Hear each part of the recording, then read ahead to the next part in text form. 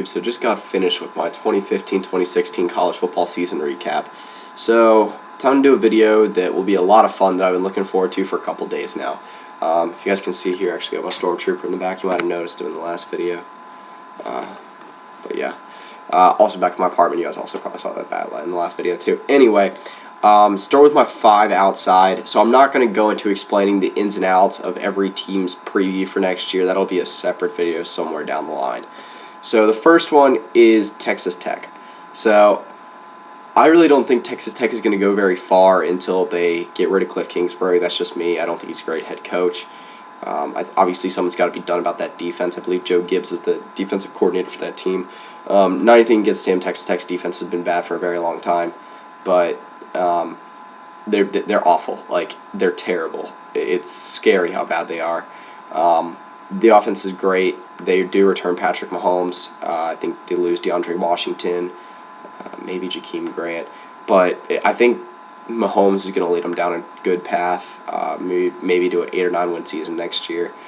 They had a vastly improved season this year, finishing with 7 wins, I believe, compared to the 4 from last year, or from the 2014-2015 season. So I think they are headed in the right direction, but I don't know how far Cliff Kingsbury can take them, and what's probably going to be a Big 12 that's just as good as it was this year, next year. So move on to my next team, and that is Miami. These teams in the 5 outside are in no order, by the way. It's not like they're ranked 26 to 30. So Miami returns a lot, it seems like, most notably Brad Kaya. They lost a lot this past year. I think Philip Dorsett was their biggest loss, but I think Brad Kaya is a very, very good quarterback. I think he'll be even better next year, and what will maybe be a down year for the ACC. Really, it was this year too, but Miami had a good season, an 8-win season. Tough game against Wazoo, but Wazoo played very good in that game. I think Miami can, like I said, can be very good next year. They bring in Mark Richt, obviously. I think that was a great hire. I think they're definitely heading in the right direction. I think that was a very Miami hire. So move on to my next one, which is Kansas State. So it's not like they're returning any superstars or anything, but I think another year with a team that doesn't lose a whole lot, giving Bill Snyder a little bit more time. Kansas State has consistently been year in and year out an every other year team. It seems like they are a 9 to 11 win team one year, and then they're a 6 or 7 win team the next. That's kind of the way it goes when you are running in a situation like that, where you're probably the 50th best recruiting class every year. To be able to do that is very impressive. Again, that's props to Bill Snyder. But I think that Kansas State can definitely be a dark horse in the Big 12 next year. I believe they will be returning Joe Huber at quarterback. I think he can be a vastly improved quarterback, kind of like a Jake Waters sort of situation, where Jake Waters' senior year, he was very, very good. And like I said, I think Kansas State could be a team to watch out for. They have a decently favorable schedule. I know they get Oklahoma State at home, and I know they have to play OU on the road. That's all I know. I don't really know if they get TCU or Baylor at home. Anyway, next one I want to say is Wisconsin. So they do lose Joel Stave at quarterback, but I don't think that's a huge loss. I do believe they get Corey Clement back, which will help out a lot. I think it'll be just another year for Wisconsin to maybe make a push till 10 or 11 wins. Which is kind of the max of what Wisconsin's been able to do for the last 5 years. And, they had a pretty good bowl victory against USC. I don't think that this season was poor enough to be able to just completely exclude them from having any chance to do anything next year. I believe Wisconsin is a team year in and year out. You've got to put it, if not in the top 25, then just outside. So that brings me to my my last team out in the 5 outside, and that's Washington State. So, for one big reason, they returned Luke Falk. He was fantastic this year, and they do return some talent around him, but Mike Leach had that team going in a good direction this year. Obviously, that Washington game was tough, but a big bowl win against Miami. They beat Oregon, which was big as well, and I think that it could be looking up next year in a Pac-12 that might have another down year.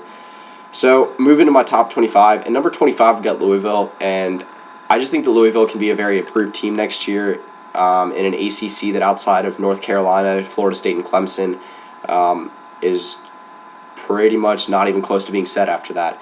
Another year of Lamar Jackson improving, I believe, can greatly help Louisville and can lead to a successful 2016-2017 season where they could be a dark horse in the ACC. So move on to my number 24, and that is USC.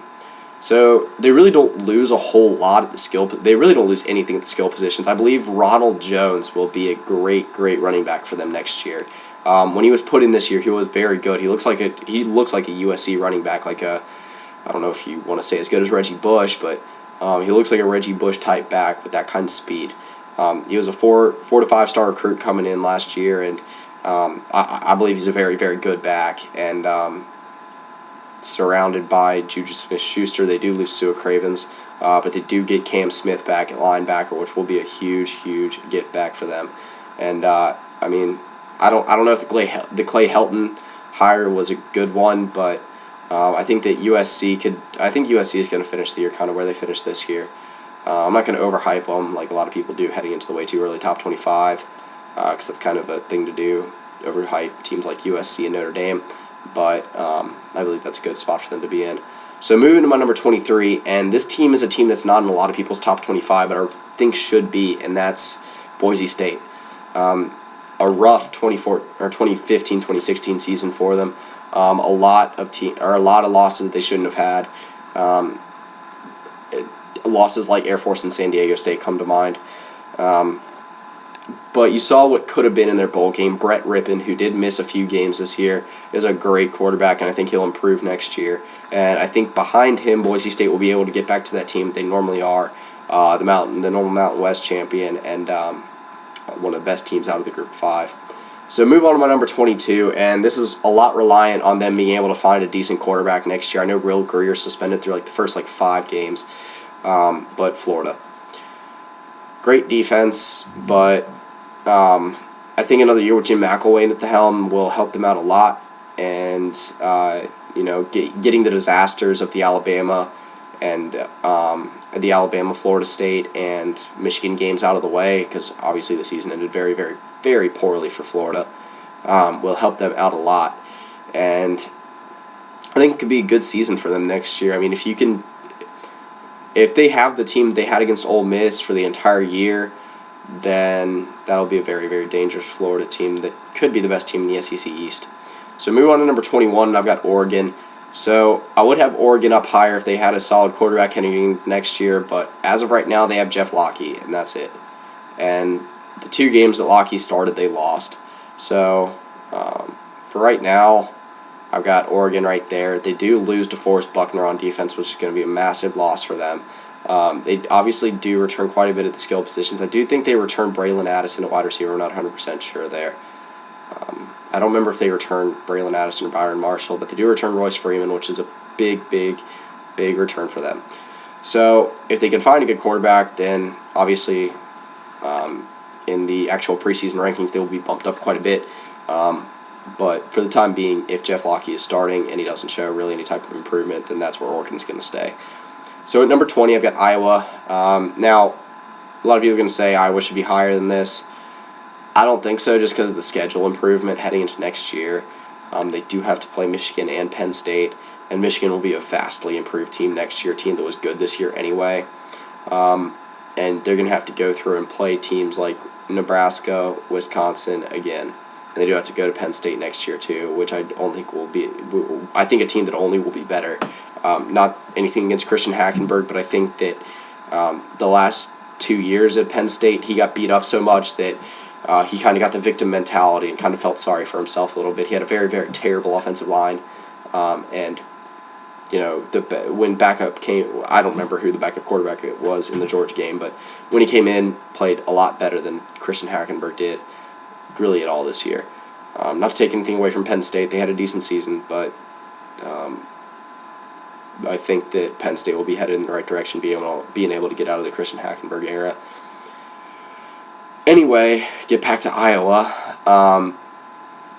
Great season this year. Again, not take anything away from them, but they will be in a division that'll be, I think it's hard to be worse. Wisconsin played all right. Northwestern was okay. Northwestern kind of got demolished in their bowl game, but like I said, I think it's going to be a tough road for Iowa next year. They're going to have more of a target on their back than they had this year. And they do have some tough games that I think will probably be losses. So move on to number 19. I've got Georgia. So I think that Georgia made a very, very, very good hire with Kirby Smart. Nick Chubb should be back next year, and Jacob Eason will be the quarterback next year. So I think with improved quarterback play, a defense-first guy at the helm, along with a guy, Nick Chubb, who could be the best running back in the country heading into next year if he can get back on track. I believe they will still have Sony Michel, which he played fantastic this year. They did lose Keith Marshall, but they just have so much depth at running back always. I think they do lose Malcolm Mitchell at tight end, which will be a big loss because he was good this year. Really their only trustworthy target on a consistent basis. Reggie Davis cost them quite a few games. Anyway, I think Georgia will be a very, very, very improved team next year. I'm not going to give them the hype that they normally get, but not the top 10 hype that they've been getting on a yearly basis for the last 5 years, even longer than that. But I think 19 is a good spot for them to start next year. So at number 18, I've got TCU. Not really sure the direction they're going to be going in for quarterback. I can't remember that. Bram Kohlhauser, something like that. Whatever the quarterback that started in the Alamo Bowl for them, obviously is going to become kind of a TCU legend of sorts with that 31-point comeback. But they do lose Trevon Boykin, which is a massive, massive loss. Now, they also do lose Josh Doxson, but getting a fully healthy defense back next year is going to be huge for them. Having an improved Kevontae Turpin, who watching Kevontae Turpin was a treat. I think he's awesome. I think he's a great, great running back. I'm not sure if they lose Colby Listenby. That'd be another big loss. But anyway, I think Gary Patterson is a good enough coach for TCU, and I think they've turned around to the point where they'll be a top 25 team year in and year out. The way that they were able to respond this year after after losing to the Oklahoma schools was really, really impressive to maybe become the second highest ranked, what will probably be the second highest ranked team in the Big 12 to finish the season for 2015-2016. So move on to number 17. I've got North Carolina. Probably around where they're going to finish the year this year, maybe a little bit lower. But they do lose Marquise Williams. That's really about it, honestly. They return Elijah Hood, which would be a very, very good... They lose Ryan... I believe they lose Ryan Switzer, actually. So, 2 decent losses there. But they bring back Elijah Hood, who is a great running back. I believe they have something like 16 returning starters for next year. And a team to play with a lot of spirit this year and has locked up Larry Fedora long term. So I think that's a team that you should definitely watch out for next year, and a team that probably will be the favorite to win the ACC Coastal again. All right, so move on to my number 16 spot, and I know there's going to be a lot of qualms with this, but I'm going to say Ole Miss. Just because of how much they lose, I believe it's going to be hard to recover from losing the likes of both Laquan Treadwell and Robert Kim. I understand Kim Dichie didn't have a huge impact, but I think he had a bigger one than most people realize. I don't know if they lose Jalen Walton, but even if they did, it wouldn't be a huge loss. The running game didn't play too big of a role for them. I just genuinely believe that losing a weapon like Laquan Treadwell, who I believe was by far Ole Miss's best player, is going to hurt a lot more than a lot of people will think. So move on to number 15. I've got UCLA. I think that UCLA, with bringing Josh Rosen back, is going to be a fantastic team. They do lose Miles Jack and Paul Perkins, which are huge losses, but I think that Soso Jamabo can step right in and take over for Paul Perkins in a very, very good way. I'm not sure. I have to look at this right quick. I know their best receiver this year was Thomas Duarte, a very fast guy, and I do think they return him for next year, and yes, they do. So, Kenny Clark's another big loss that I did not mention. He will probably be a first-round pick. They also lose Jordan Payton, but that is like I said, is I think returning Thomas Duarte is something that will be great for them. So move on to and I think that actually makes UCLA my second highest ranked Pac-12 team in here. So yeah, it could be a big 2016 for UCLA. They've kind of been a disappointing team the last 2 years, though. So like I said, see what happens. Number 14, I've got LSU. A lot of people are going to have LSU higher than this heading into next year. But until LSU can find a quarterback, it's going to be more of the same from this year. If LSU can find a quarterback, then I'll bump them into the top 10. Hell, maybe in the top 5, because that's really the only thing that was missing from LSU this year. If they give them a quarterback, and you know what, I think that's all they need. The defense wasn't fantastic this year, but we'll see what happens there. I don't think that Cam Cameron was really to blame for what happened this year. I just think that Anthony Jennings and Brandon Harris aren't good quarterbacks. I think it's kind of like what they had with Jordan Jefferson and, oh man, the name's slipping my mind here. Whoever they had along with Jordan Jefferson back in 2012. Can't believe I'm forgetting it. Anyway, they haven't had a decent quarterback since Zach Mettenberger, and before that it was a little while too, maybe Matt Flynn. I'm not sure. I'm not trying to revisit LSU history here. Like I said, if they're able to find a good quarterback, then I'll bump them up. Returning Leonard Fournette's obviously huge. They don't lose a huge amount. Maybe their biggest loss, Jalen Mills at safety. Gerald Hawkins on the offensive line maybe. But those guys should both probably go in the first 2 rounds. But move on to my number 13. I've got Oklahoma State. So Oklahoma State I've got up here just because of the amount of returning starters they have. They returned something like 18 starters after returning 16 starters. So the experience on the team is really incredible. They do lose Emmanuel Ogbah. That'll hurt a little bit. Losing Kevin Peterson will hurt a little bit too. But the schedule isn't extremely favorable. I do think that we have Pitt at home next year. But a lot of people are going to say that I'm overranking Oklahoma State, especially for how they finished the year against Ole Miss. But I think that Oklahoma State will be the second or third odds-on favorite to win the Big 12 next year. We'll see what happens. Obviously, having TCU, Baylor, and OU on the road is going to be tough. But I believe you're looking at a TCU team that's going to be drastically different next year. Who knows what you're going to get from Baylor. And then, I mean, when OSU was a big underdog against OU last year, they won Bedlam there. But like I said, I think this is going to be an OSU team that could be more the same from this year, also a lot better. I think that another year with Mason Rudolph at the helm will help out a lot. So move on to number 12. I've got Houston. So Houston was just a fantastic team this year, a lot of fun to watch. Greg Ward was great. And I think they're going to be even better heading into next year. A lot of people are going to have them inside their top 10. I'm not really ready to put a Group of 5 team in my top 10 heading into 2016 yet. But I think that they'll be a very good team, a team that easily could, like I said, is in a lot of people's top 10 for a reason. They're able to finish the year undefeated next year. I don't see a reason why they shouldn't be in the playoff. Obviously, beating Florida State this year should give them a lot of credit, or in the Peach Bowl this year should give them a lot of credibility heading into next year, and should give them a pretty good look at a college football playoff bid. Like I said, if they do go undefeated next year, and they should be the AAC favorite again next year. So move on to my number 11 team. I've got Notre Dame. So obviously this year Notre Dame, a great story with how successfully they were able to replace their injured players. Not really sure if they're gonna go with Malik Zaire next year. I guess that's going to be an interesting thing to see.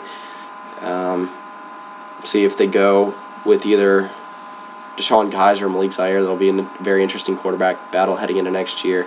Like I said, the way that they were able to fight this year through the injuries was very impressive. They do lose C.J. Prosise, and I think they might lose Taron Folston. Not really sure. But C.J. Prosise really stepped in and played great. Obviously, their 2 or 3 biggest losses, Ronnie Stanley, Will Fuller, and Jalen Smith, probably all first-round picks. But Notre Dame, a team that's never really had trouble replacing talent. So I think 11's a good spot for them. I'm not ready to put them inside my top 10 yet, but close. So move on to number 10, and a lot of people are going to say, they're overhyped, and everyone's way too early top 25. But I got Tennessee. So I think this was the first truly successful season Tennessee's had, really since 2007. I believe that's the last time they made the SEC championship game. But destroyed Northwestern in their bowl game. The number 12 team in the country at that time, 45-6. Even worse than Iowa beat them. And yeah, I think this is a team that is going to be the SEC East favorite for next year. I think that the third Saturday in October is going to be incredibly entertaining next year. As rolling through the teams here, yeah, those are my two. Actually, Alabama and Tennessee are my two top-ranked SEC teams. That seems weird that that's happening, but yeah, I genuinely hope it's the return of Tennessee. College football's a lot better when Tennessee's good. It's a lot like what college football's a lot better when Texas is good, when Florida's good, when Michigan's good.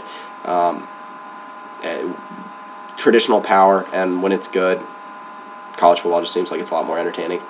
So move on to number 9. Oh, sorry, I'm not really done with Tennessee yet. So they do return a ton. They lose a little bit. They lose Cam Sutton. I believe they do lose Vaughn Pearson, Kurt Magid, but they return a lot. They return the two-headed monster at running back, Alvin Kamara and Jalen Hurd, which will be huge because both running backs were so good this year. And Josh Dobbs obviously returns for his last year. Jalen Hurd might be his last year. He can stay for another year, but will probably be a top four round pick in the 2017 NFL draft if he does leave. So we'll see what happens there.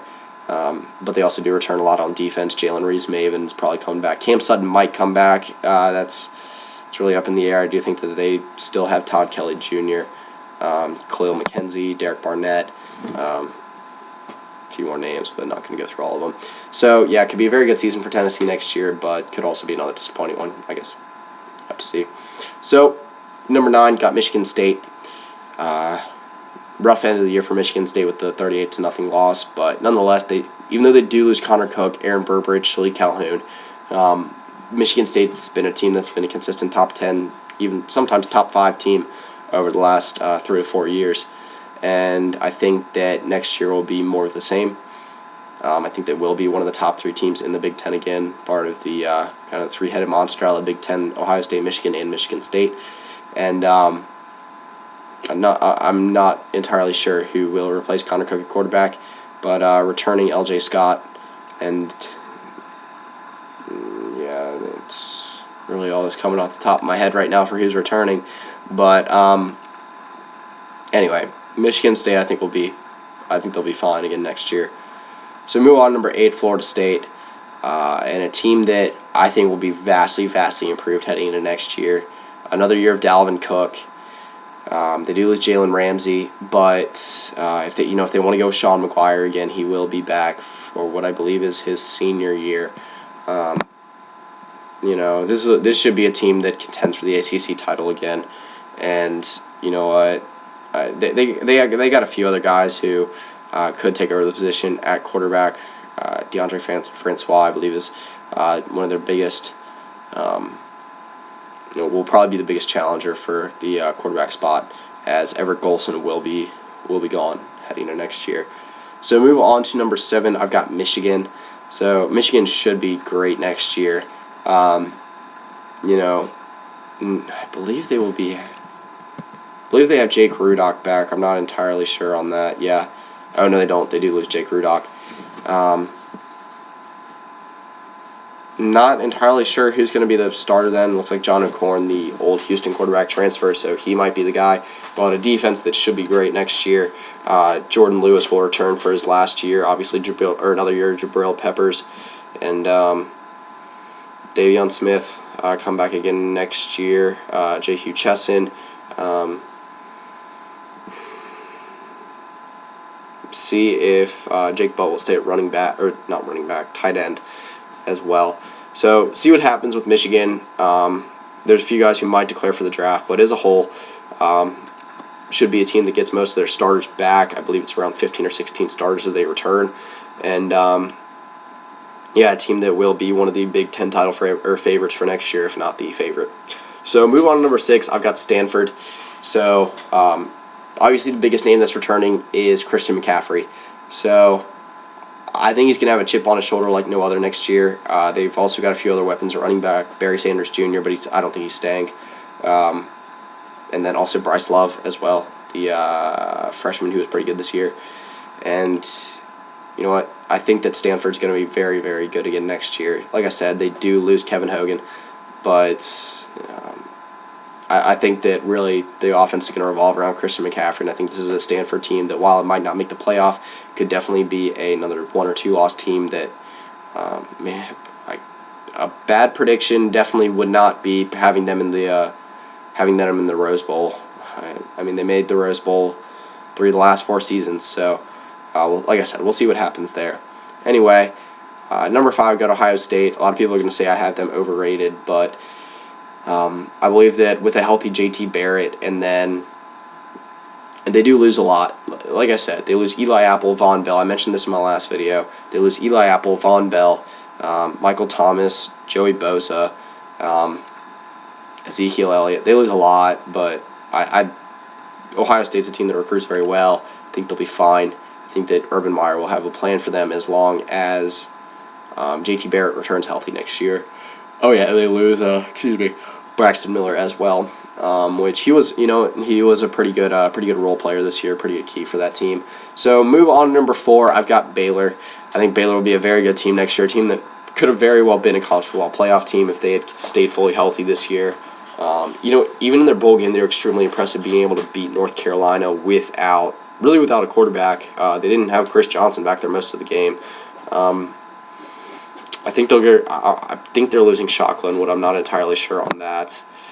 No, they do not. They do lose a little bit on defense.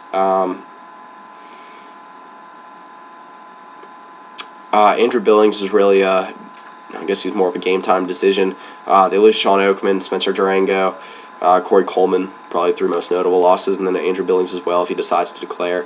But Shock Linwood and Devin Chafin, Johnny Jefferson, Jay Lee, Katie Cannon, and really they return a lot for next year. Seth Russell, Jarrett Stidham. So should be a great team for next year again. Team with a pretty favorable schedule again next year. They get TCU at home. They get Oklahoma State at home.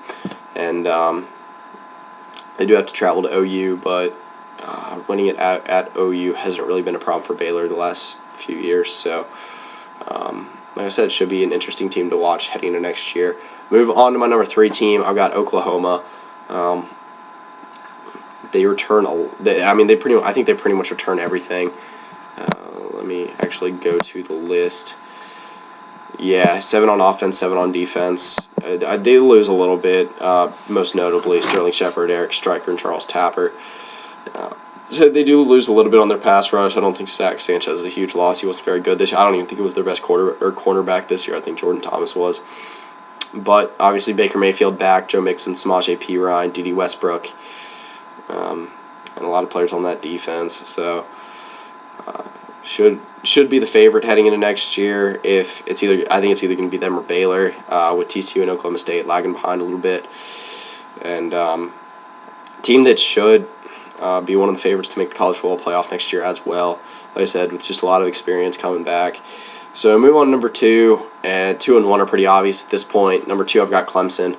They returned Deshaun Watson. I believe they returned Wayne Gallman as well. And a team that gave Alabama a pretty good fight tonight. And some people might have them number 1. I'm not. I mean, for me, they're the clear number 2. And obviously Deshaun Watson might be the odds-on favorite for the Heisman coming back next year, because I believe he was. I can't remember if he was 2nd or 3rd in the voting behind Derrick Henry, but either way, could be the best player in the country heading into next season. They do lose Shaq Lawson, but that's really the only big loss, I think. So, and maybe another year, Deion Kane and Artavis Scott can help them out as well. All right, so that brings me to my number 1 team.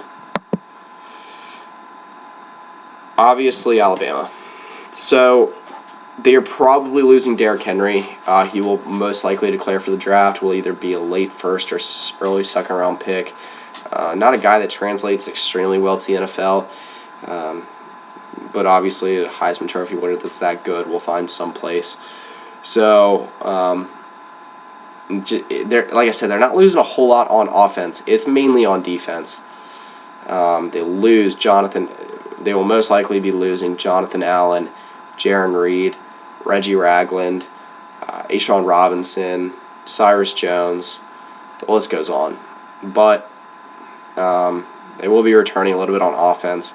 Blake Barnett will most likely be the quarterback for next year. I don't know if maybe David Cornwell.